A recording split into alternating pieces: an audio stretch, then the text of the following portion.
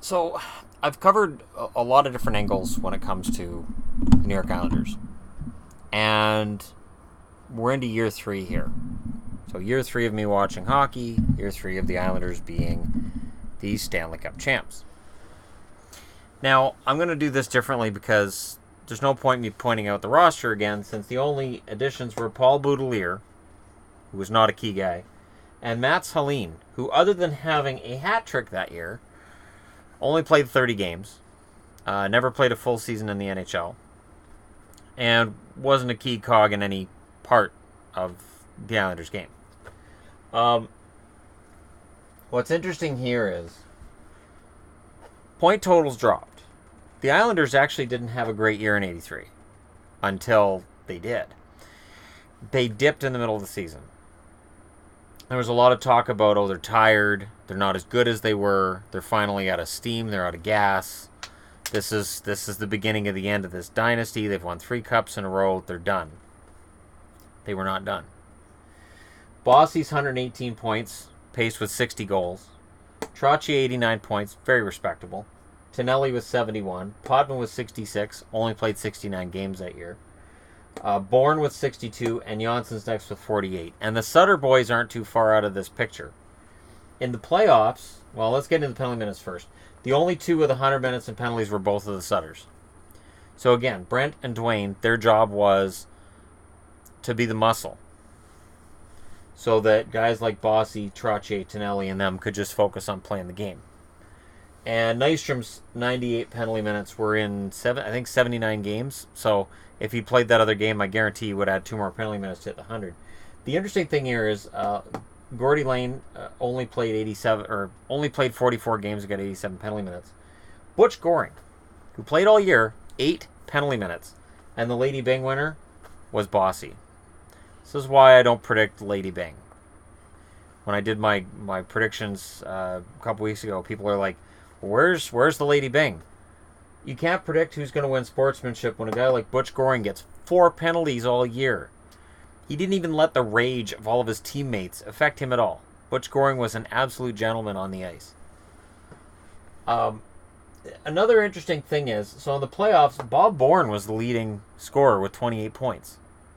Bossy's next with 26, but again, Bossy had 17 goals. You needed a goal, Bossy was your guy. The 2 Sutters are next with 21 points each. Dwayne added 43 penalty minutes in 20 games. And I don't think there's very many examples of forwards who can score points and still get penalty minutes in the playoffs from recent seasons. Normally, even your Lucics, guys like this, their penalty minute totals will drop in the postseason. That's normally the way it works. Potvin 20 points, Trottier 20 points. This was a machine. They only needed 20 games again, and they swept Edmonton in the final. They swept through Edmonton in the final. And the other interesting thing is, I remember this season, because Rolly Melanson was stealing starts from Billy Smith. Billy Smith's getting older. Billy Smith's not the goaltender he once was.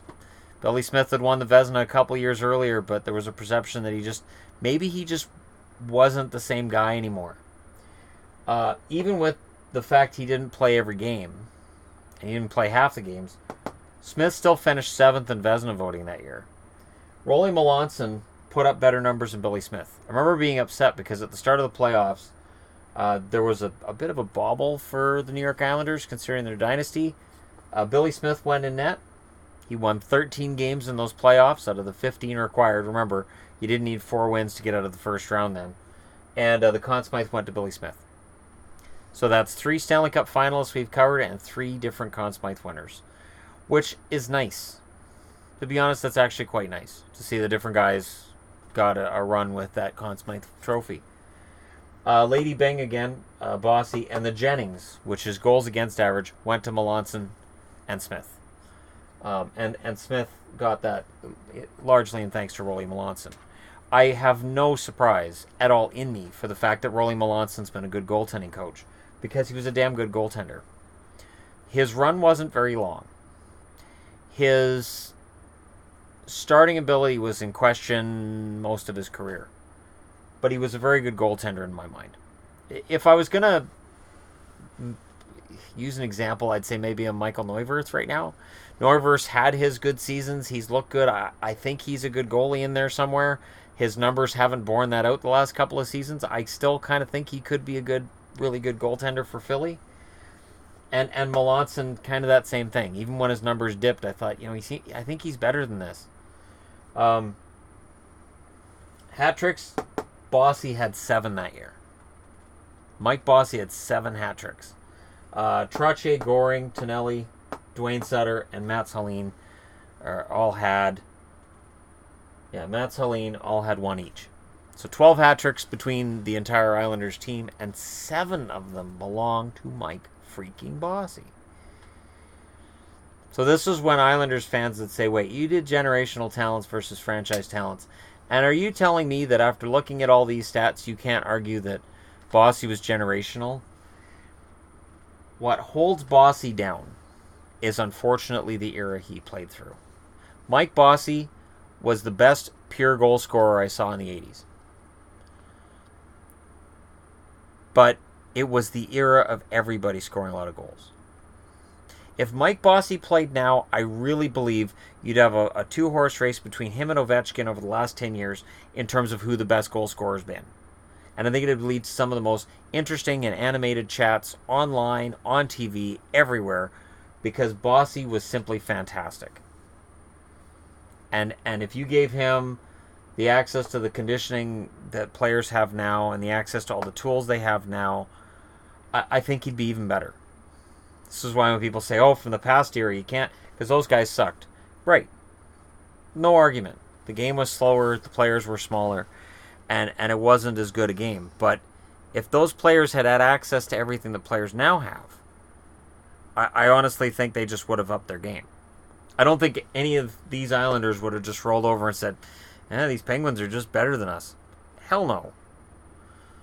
Billy Smith would have been kicking ass and taking names. Pretty much literally. Billy Smith and Ron Hextall, if I had to say there were 2 goalies who scared the hell out of me at times, it was those 2. And Sean Burke would be in third somewhere in there. Burke's fighting skill was something to behold on the very rare occasion that it took place. Rare occasion that I remember anyways. He was the anti-DiPietro. Remember DiPietro came out and he's like, I'm getting in a fight. And he broke his hand the first punch. Yeah, Burke was the opposite of that. He didn't want to be in a fight, but if he's going to be in one, he was in it to win. And Billy Smith and Ron Hextall really epitomized that. So at the end of the Islanders dynasty, there are some cracks showing. Their totals are starting to drop.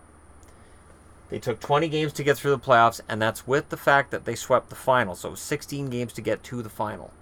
Getting a little bit harder. But these guys went to the final again the next season. So when I see people talking about this team being a dynasty or that team being a dynasty from the last 15 years, I kind of go, yeah, okay. This is what a dynasty looks like. Every year. Everybody knows how damn good they are and can't knock them out. Can't beat them. You couldn't beat the Islanders. And I couldn't stand them because nobody could beat them. Drove me nuts. And starting in 84, that feeling changed. And the team that I couldn't stand because nobody could beat them changed. But these guys knocked that team out in 4 that year. They embarrassed the Oilers. And that loss in 83 made the Oilers a better team. They showed the Oilers that, yes, they were good. They were great. But they had to get to this to really become a champion. And that sweep they experienced at the hands of the Islanders is what led to the Oilers dynasty. And we'll get into that one tomorrow. Hit like and subscribe if you're browsing your way through. Thank you so much for watching. I'll talk to you guys again soon.